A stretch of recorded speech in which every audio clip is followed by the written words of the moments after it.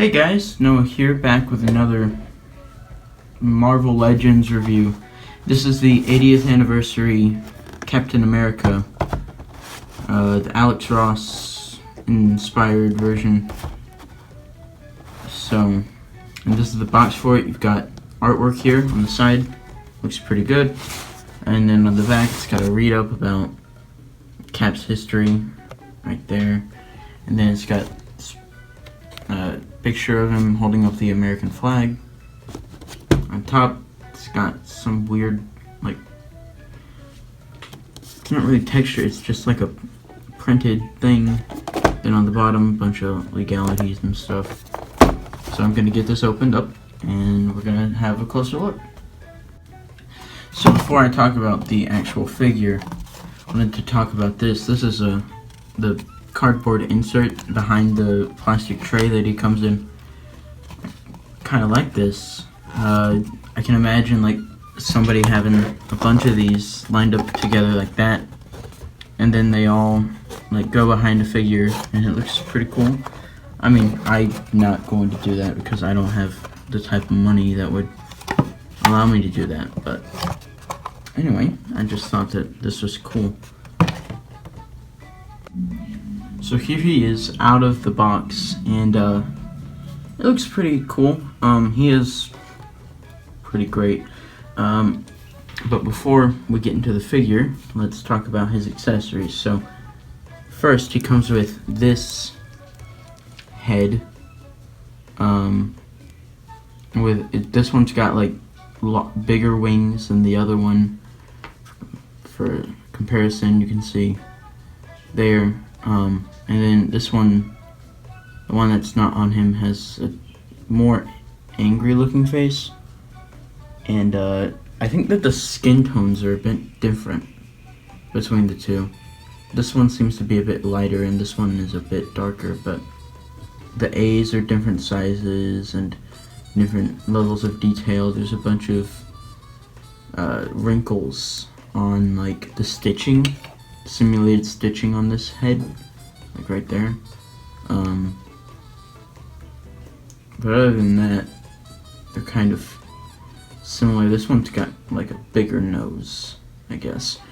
But they do go on the ball joint. This one is a bit harder to get on for some reason.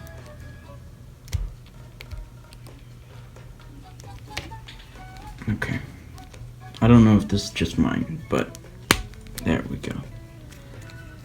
I will say that this is my least favorite of the two heads, the shorter winged one, just because his eyes are more messed up.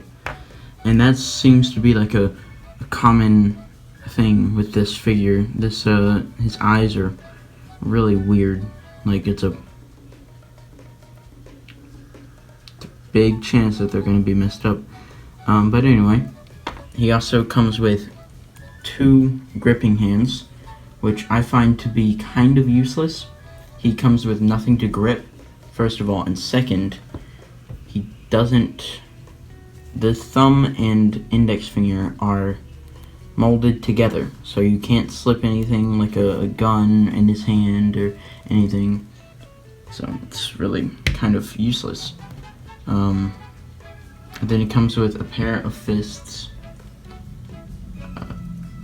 They look pretty nice, I guess. They all switch out fairly easily.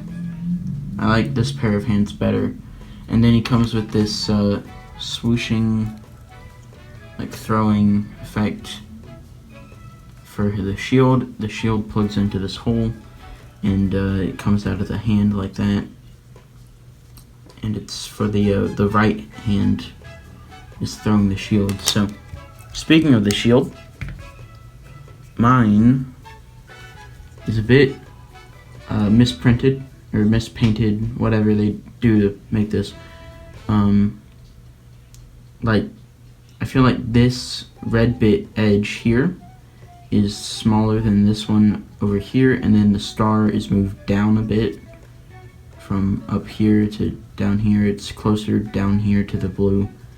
It feels a lot like it was kind of cheaply made, but it does have this clip thing that It's the same as Taskmaster shield from the Thanos Bath wave, but it can flip from clip for the arm and to peg for the back and this accessory. So the peg just goes in there, and then it looks like he's throwing it, but he also has a peg hole in his back that allows him to hold the shield on his back if you want him to. I mean, it's okay. But yeah, those are his accessories, and now for a closer look at the figure. Alright, so I've already taken a look at the head, but this chest is like a rubber overlay bit. The scales are. My white paint is a bit messy in places on the star, so I might have to go touch that up after this video is done. But the scales seem to be painted in this nice metallic blue. At least some of them are. The ones over the stomach area are just left in a dark blue.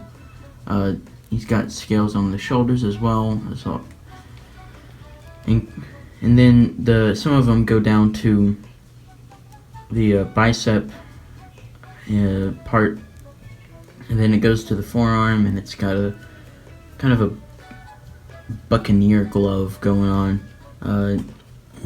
The lines on the chest are nicely painted, the belt is nice, and all the muscle definition is good. You can see like stretching going through the costume, like in here and on there. His boots are nicely molded, and yeah, so cool. For articulation, each head goes up about the same, like that, goes down like that, and then it can turn all the way around. On this one, the short-winged one, it's a bit less, oh, sorry about that, it's a bit different, because this one's got more tilting range on like side to side, so, but then he's got like an ab crunch there. It can go forward that much and back that much. Hip swivel, it's kind of like ratcheted, but his arms go all the way around. They go out that far and in that far. This one's a bit warped, I think, or it sticks out a lot more than the other one does. So there's a bicep swivel there. This one's a bit tighter than this one, but the elbow does bend about that far in. His wrists all rotate, and they all have the same motion of the hand going in and out. He can kick forward that far, kick back that far. He's got an upper thigh swivel there, and double jointed knee, a boot swivel, a ankle tilt, and then it goes down that far and up that far. So yeah. For size, he stands at about just over 6 inches tall. Maybe a bit less than that, or a bit more. I mean, maybe about 6.5, because this ruler isn't, flat. I might have to fix that at some point, but yeah, so I'd say about 6.5, just estimating. And for size comparison, here he is next to King Cobra, another figure from the Thanos Build-A-Figure wave from last year. I'm pretty sure that these two fought a few times in the comics, so I put them together. Also, they both have like scales going on in their costumes. Here he is next to the, what's this, Invincible Iron Man or something like that. So two comic characters together. They look pretty great. Here he is next to the Revoltech Amazing Yamaguchi Bleeding Edge Iron Man. So if you wanted to do like a Civil War type thing, you could do that. Here he is next to the only other Captain America that I can find at the moment, because I don't know where I put my Civil War cap. Here he is next to Infinity War cap with a modified head that came out looking less like Chris Evans and more like Jake Gyllenhaal. So, except for that one accidental cut in the forehead. Here he is next to Sandman Wave Black Suit Spider-Man. I have learned to like this figure a lot more than I did initially because it had a few flaws, but I've looked past those now, so they look pretty great. This Spider-Man mold is pretty good. And here he is next to Marvel Select Classic Thanos. So you can have like as long as one person stands against you, Thanos, you can never claim victory moment from the Infinity War comic. So that's pretty cool. So now it's time for my final opinion. So, my final opinion on this figure, it's pretty great. I like it. I mean, it's not the best. That would probably be my Tobey Maguire Spider-Man from like 15 years ago, but I still like this figure. It's pretty cool. I like this effect here, just throwing it. Pretty sure that originally came in like the Abomination wave with that concept art Captain America, because we needed that. But I like the way that the light shines across the scales. And also, I didn't mention this before, but the eyes have a similar like metallic blue going to them, so they catch light really well. But yeah, I might eventually pick up Thor and Iron Man, maybe Colossus and Juggernaut. But other than that, I don't know. Maybe Hulk.